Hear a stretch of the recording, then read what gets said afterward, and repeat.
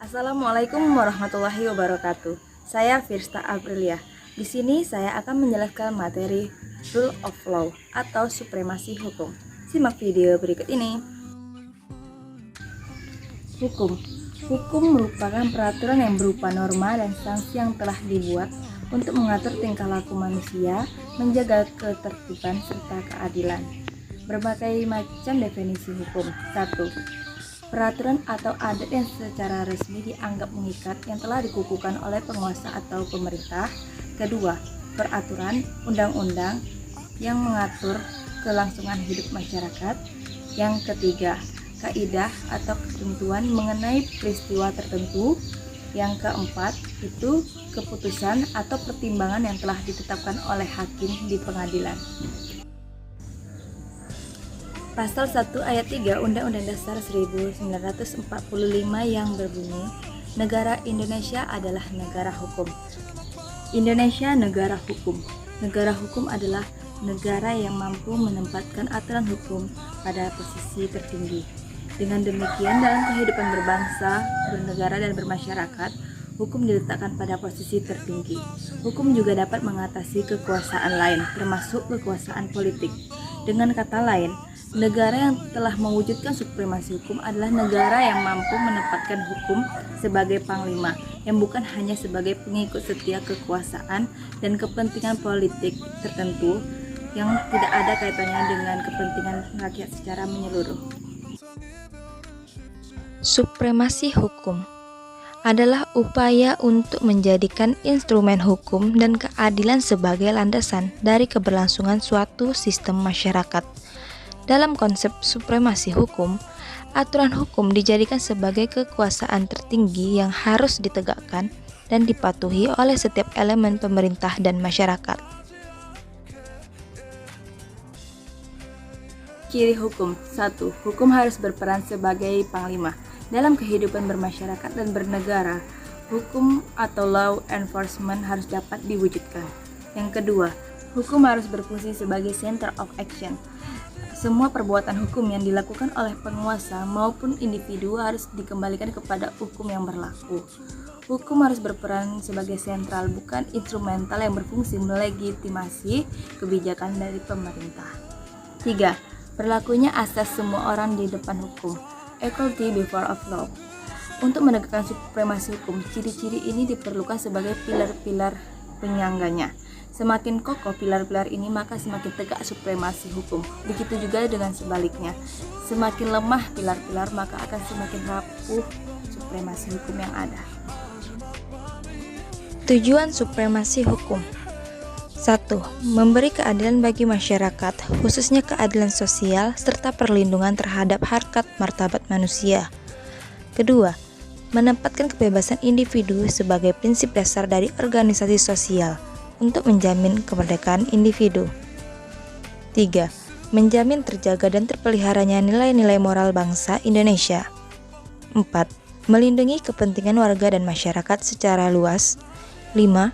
Menciptakan masyarakat yang demokratis. 6.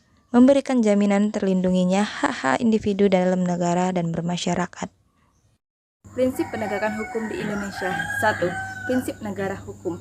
Prinsip negara hukum mengajarkan kita bahwa berinteraksi dan berkomunikasi antar elemen komunitas mampu membuat berinteraksi dan bertransaksi untuk mencapai tujuan dan cita-cita yang sama. Dalam konsep tersebut, tidak adanya kesemena-menaan yang dilakukan oleh penegak hukum maupun pencari keadilan, sehingga menghasilkan masyarakat sipil, di mana warga atau masyarakat memiliki kedudukan yang sama atau sejajar di hadapan hukum. 2. Prinsip konstitusi. Prinsip konstitusi mengajarkan bahwa landasan atau referensi yang dijadikan pedoman dalam bermasyarakat, berbangsa, dan bernegara adalah konstitusi, sehingga hak-hak warga negara ataupun hak asasi manusia terjamin, terayomi, dan dilindungi.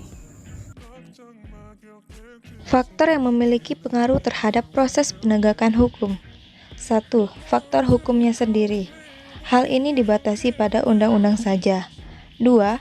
Faktor penegak hukum, yakni pihak-pihak yang membentuk maupun menerapkan hukum. 3. Sarana atau fasilitas yang mendukung penegakan hukum. 4. Faktor masyarakat, yakni lingkungan di mana hukum tersebut berlaku atau diterapkan. 5. Faktor kebudayaan, yakni sebagai hasil karya, cipta, dan rasa yang didasarkan pada karsa manusia di dalam pergaulan hidup. Penegakan hukum di Indonesia masih belum berjalan dengan baik sesuai dengan sila kelima, yaitu keadilan sosial bagi seluruh rakyat Indonesia. Hal ini dikarenakan masih banyaknya penyelesaian kasus-kasus hukum yang tidak jelas dan berhenti di tengah jalan. Belum lagi adanya perlakuan yang berbeda antar warga di hadapan hukum, sehingga tidak sesuai dengan hakikat hukum itu sendiri, yaitu memberi keadilan. 3 unsur utama yang terlibat dalam proses penegakan hukum. Pertama, unsur pembuatan undang-undang seperti lembaga legislatif. Kedua, unsur penegakan hukum seperti polisi, jaksa, dan hakim.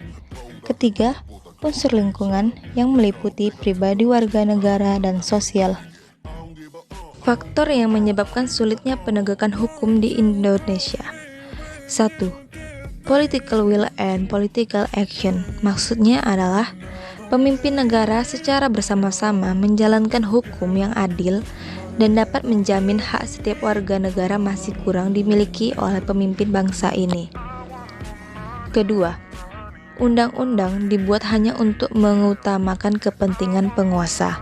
Yang ketiga, integritas yang dimiliki oleh setiap individu negara Indonesia dikatakan masih rendah dibandingkan dengan beberapa negara Asia seperti Jepang dan Malaysia. Selain itu, tingkat kredibilitas serta profesionalisme yang dimiliki oleh bangsa ini masih sangat rendah. Buktinya saja, dalam kehidupan sehari-hari sering terjadi kesalahan yang disebabkan ketidakpatuhan terhadap suatu aturan. Yang keempat, tidak dapat kita pungkiri, yaitu sarana serta prasarana yang dimiliki oleh bangsa Indonesia untuk menegakkan hukum masih sangat terbatas, sehingga pelaksanaannya pun belum maksimal. Yang kelima, budaya hukum yang dimiliki oleh bangsa Indonesia masih sangat rendah. Buktinya saja sebagian besar masyarakat apabila menghadapi suatu perkara, sudah jelas salah, masih terus menyembunyikan kesalahan mereka. Untuk menegakkan supremasi hukum diperlukan 3 komponen. Yang pertama itu substansi hukum, yaitu di mana sistem substansial yang menentukan bisa atau tidaknya supremasi hukum berjalan. 2. Struktur hukum. Sistem struktural yang menentukan bisa atau tidaknya berjalan supremasi hukum. Struktur hukum berdasarkan Undang-Undang Nomor 8 Tahun 1941 yang meliputi mulai dari kepolisian, kejaksaan, pengadilan, dan badan pelaksana pidana. Kewenangan lembaga penegak hukum diatur oleh undang-undang, sehingga dalam menjalankan tugas dan tanggung jawabnya terlepas dari pengaruh kekuasaan pemerintah ataupun kekuasaan yang lainnya. Yang ketiga, budaya atau kultur hukum. Kultur hukum adalah sikap manusia terhadap sistem hukum, mulai dari kepercayaan, nilai moral, pemikiran, serta harapannya. Budaya hukum erat kaitannya dengan supremasi hukum. Semakin tinggi kesadaran masyarakat terhadap aturan yang ada, maka semakin baik supremasi hukum yang berjalan.